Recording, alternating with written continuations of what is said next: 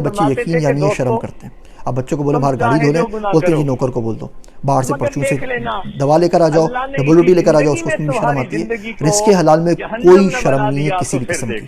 آپ کر سکتے ہیں, کیجئے. آپ کھانا بنا سکتے ہیں. ایک کثیر تعداد ہے ہمارے بچوں کی جو دور دراز گاؤں سے پشاور میں, کوئٹہ میں, کراچی, لاہور, اسلام میں آ کے رہ رہے ہیں ہاسٹلس کے اندر, اور ترس جاتے ہیں پورے سال ان کو گھر کا بنا ہوا کھانا نہیں ملتا. कोविड की वजह से कभी होटल बंद है, कभी महंगाई हो गई है, चाय मेरे ख्याल से 15 रुपए की हो गई है, खाना शायद 80 रुपए का हो गया है, बेचारे कहाँ से अफोर्ड करें। आप टिफ़िन बॉक्स की तरह उनको अगर खाना डिलीवर करने लग जाएं, आप खाना तो घर पे बनाती हैं ना अपने लिए भी, आप उनके लिए भी बना सकती हैं। आप सिलाई कढ़ाई कर लें, आप कोई छोटा मोटा काम कर लें। ये तो उन लोगों के लिए जो बिल्कुल ही पढ़ी लिखी नहीं है, घर पे बैठी है, एक काम आप और भी कर सकती हैं, जा नमाज पे बैठ जाएं। यकीन जानिए सिर्फ दुआ मांगना अगर आपको आ जाए ना, ये इतनी बड़ी स्किल है कि बाकी किसी चीज़ की जरूरत नहीं रहेगी। आप कुरान शरीफ तो पढ़ सकती हैं ना, आप तस्बीह तो पढ़ सकती हैं, आप जिक्र तो कर सकती हैं, बैठ जाए नमाज के ऊपर, मांगे दुआएं पेट भर भर के, झोली भर भर के, हाथ उठा उठा के दुआएं मांगे, क्यों नहीं मांगती। आपके शोर के लिए आसानी हो जाएगी। अगर आप सोप ओपरा ही देखती रहेंगी और आप टीवी के शो ही देखती रहेंगी तो ज़िंदगी किधर जाएगी। अगर आप थोड़ी सी पढ़ी लिखी हैं, आपने 5वीं क्लास भी पढ़ी हुई है, तो आप खान अकेडमी को ज्वाइन कर लीजिए। आज जाके खान अकेडमी में KG क्लास में दाखिला ले लीजिए। देखिए जब मैं अमेरिका में आया ना, मैं सखर का पढ़ा हुआ हूँ, आप सोचें खुद सखर में कौन से किसी ने इतनी ज़्यादा चीज़ें पढ़ा दी थी जो अमेरिका में काम आए। तो बड़ा परेशान हुआ यहाँ पे आके, पढ़ा हुआ भी उर्दू सिंधी मीडियम के अंदर, हमने तो मसावात मुसल्लस और ये तमाम चीज़ें पढ़ी थी। जब यहाँ पर आए तो वास्ता पढ़ा हमारे अंग्रेज़ी के साथ। अब क्या करें, तो मैंने खान अकेडमी में एडमिशन ले लिया। KG क्लास से लेके इंटर तक मैंने 3 महीने में कर लिया था। अब लोग देख के मुझे हंसते थे, बोलते थे भाई तुम PhD कर रहे हो फुल बैड स्कॉलरशिप के ऊपर, करो शर्म करो, तीसरी क्लास पढ़ रहे हो। मैं कहा भाई मुझे पढ़ने तो रिवाइज हो रहा ना, रिवीजन हो रहा ना, शर्म किस बात की, इल्म सीख रहा हूँ ना, कोई मसला नहीं है। आप आज जाके खान अकेडमी में KG क्लास में इनरोल हो जाएं, 1-2 घंटे में पास कर जाएंगे। पहली करें, दूसरी करें, तीसरी करें, 12वीं क्लास तक पढ़ लें।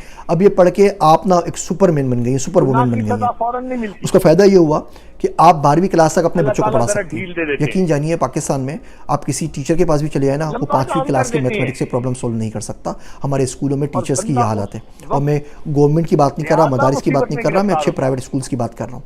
सबसे पहले तो आप सही एजुकेशन अपने बच्चों को दे सकती हैं। उसके बाद फेसबुक पेज बनाए और बोले मैं ऑनलाइन ट्यूटरिंग करती हूँ।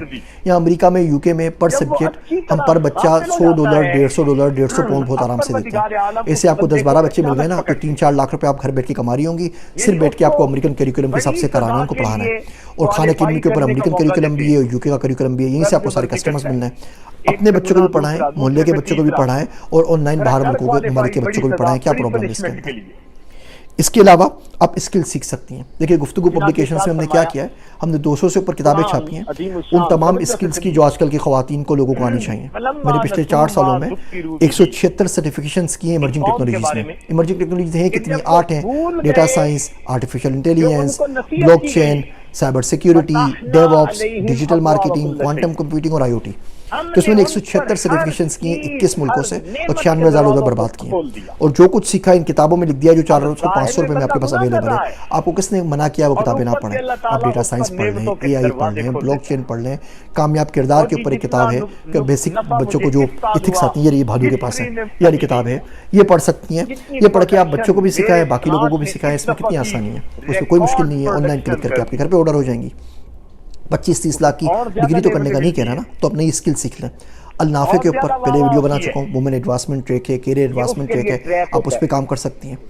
तो अपनी आपको अप स्किल करें, लैंग्वेज सीख लें, अंग्रेजी सीख लें, बल्डिट से पढ़ लें, किसी और जगह से पढ़ लें, अपने बच्चों को सिखाएं, शोर की हेल्प करें, बाकी भी करें। और कुछ नहीं होता तो कोई ट्रेनिंग्स कर लें। कोर्सेरा है, लिंडा है, EDX है, हार्वर्ड है, दुनिया की कौन सी चीज़, Y कॉम्बिनेटर का पूरा कोर्स पढ़ा हुआ है ऑनलाइन। NIC में जाके आप कोर्स कर लीजिए। आप शोर को बोल सकती हैं बैठ के घर से काम करते हैं, घर से चीज़ें बेच सकते हैं। स्टॉक का काम सीख लें, जो आर्टिफिशियल ज्वेलरी है उसका काम सीख लें। मेरी बेगम उन्होंने बैठे बैठे आर्टिफिशियल ज्वेलरीज मंगाई, वो मंगवाती हैं इंडिया से, बांग्लादेश से, पता नहीं कहाँ से, और ऑनलाइन वो Etsy वेबसाइट उस पर भेज देती हैं। स्टॉक के काम में लगे, मैं भी लगा, मेरे पास टाइम नहीं होता, ट्रेवलिंग ज़्यादा होती है। वो 1500 रुपये से उन्होंने काम शुरू किया और उन्होंने 18,000 रुपये नहीं $, कमा लिए सिर्फ स्टॉक सीख सीख के, वीडियोज़ ऑनलाइन देख देख, 1 रुपया खर्च नहीं किया। टाइम आपके पास होता है, वो अल्लाह के वास्ते हाथ जोड़ के कहता हूँ TV को मनहूस को अपने घरों से निकाल दीजिए। और तमाम टाइम जो आप सो अपराज के ऊपर और कौन कौन से वो सास भी बहू थी और CID कौन कौन से मनहूस प्रोग्राम है, इनको छोड़ दीजिए। आप स्किलिंग के ऊपर लगाइए, आप एक अच्छी माँ बनेंगी, आप एक अच्छी बीवी बनेंगी, अच्छी बहन बनेंगी, अच्छी बेटी बनेंगी, अच्छी मौलवी बनेंगी, बाकी लोगों के ऊपर काम करेंगे। दुनिया बड़ी मुश्किल हो गई है, एक बंदा कितनी दूर तक साथ जाएगा। यकीन जानिए आपको उसको साथ देना है, आपको उसकी मोरल सपोर्ट करनी है, आपको उसकी वेल्थ में सपोर्ट करनी है, हर तरीके से। आप अपनी मिसाल देख लीजिए ना, हमारे दीन से क्या मिसाल आती है। अल्लाह के नबी सल्लल्लाहु अलैहि वसल्लम के ऊपर, हज़रत सालत पनाह हज़रत मोहम्मद मुस्तफ़ा सल्लल्लाहु अलैहि वसल्लम के ऊपर जब वही आई तो वो वापस गए ज़मुलीनी कहते हुए अम्मा खदीजा के पास। वो डरे हुए थे, तो उन्होंने कहा कि आप परेशान ना हो, आपका अल्लाह आपको तनहा नहीं छोड़ेगा। آپ لوگوں کی مدد کرتے ہیں, کوئی ڈیزاسٹر آیا تو مدد کرتے ہیں, ان کے ذریعے معاش کی مدد کرتے ہیں. پیسہ بھی انہوں نے دیا تجارت کے لیے, ان کو مورل سپورٹ بھی انہوں نے کی. کس کس طرح سپورٹ نہیں کیا ہے؟ تو آپ کو کیا لگتا ہے کہ آپ کھانا پکا کے ان کو سپورٹ کر رہی ہیں؟ بالکل سپورٹ کر رہی ہیں, ضرور کرنا چاہیے. اس کے علاوہ بھی بہت ساری کام کر سکتے ہیں. اس سے آپ میں اپنے پاس کانفیڈنس آئے گا. خدا نہ خواستہ آپ کے شور چلے گئے, خدا نہ خواستہ وہ کسی اور کے ساتھ چلے گئے, انہوں نے آپ کو چھوڑ دیا, ان کی انتقال ہو گیا, بیمار ہو گئے, کچھ ہو گیا, تو آپ کس طریقے سے کر سکتی ہیں؟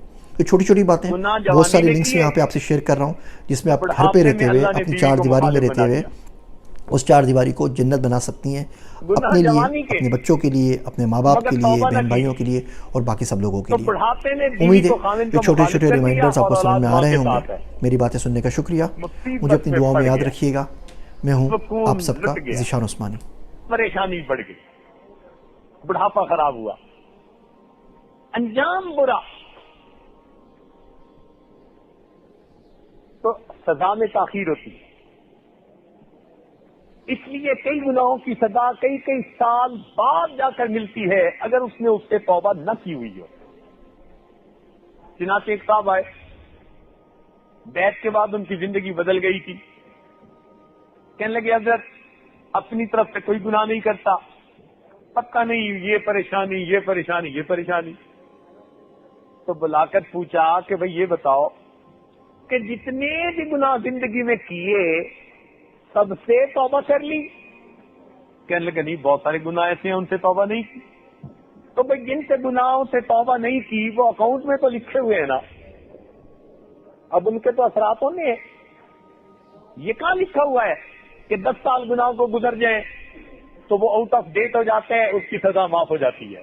نہیں, گناہ تو لکھا ہے انعام اعمال میں, اس کی بے برکتی ہوگی, اس کی سزا ہوگی جب تک کہ انسان گناہ سے توبہ نہیں کر لیتا. چنانچہ حضرت جنید بغدادی رحمۃ اللہ علیہ کا ایک شاگرد تھا, اس نے کسی نامحرم کے چہرے کو دیکھا, ناجائز چہرے کو دیکھا, اور کوئی بات کی تو حضرت نے فرمایا کہ لگتا ہے کہ تم نے بری خواہش سے اسے دیکھا تو توبہ کرو. اس نے اسے ہلکا سمجھا, کہنے لگا نہیں یہ تو کوئی ایسی بات نہیں, میں نے تو ویسے ہی دیکھا تھا. توبہ نہ کی. نتیجہ کیا نکلا کہ اس گناہ کا اثر یہ ہوا 20 سال کے بعد بالآخر قرآن پاک کا حفظ بھول گیا, قرآن پاک کی نعمت سے محروم 20 سال کے بعد. تو گناہ کی کبھی کبھی سزا ملنے میں تاخیر ہوتی ہے. اس لیے انسان پہلی صورت نقد سزا اور دوسری صورت سزا میں ذرا تاخیر کر دیتے ہیں, رسی دراز کر دیتے ہیں. اور کبھی کبھی گناہ کی تیسری صورت ہوتی ہے, اور تیسری صورت کیا, اس کو کہتے ہیں اللہ رب العزت کی خفیہ تدبیر. وہ کیا ہے بھائی اللہ تعالیٰ کی خفیہ تدبیر؟ وہ تدبیر یہ کہ اللہ تعالیٰ اس کو سزا دیتے ہیں, بندہ اس کو سزا سمجھتا ہی نہیں, احساس نہیں ہوتا کہ یہ کیا معاملہ میرے ساتھ ہو رہا ہے. یہ اللہ تعالیٰ کی طرف سے خفیہ تدبیر ہوتی ہے.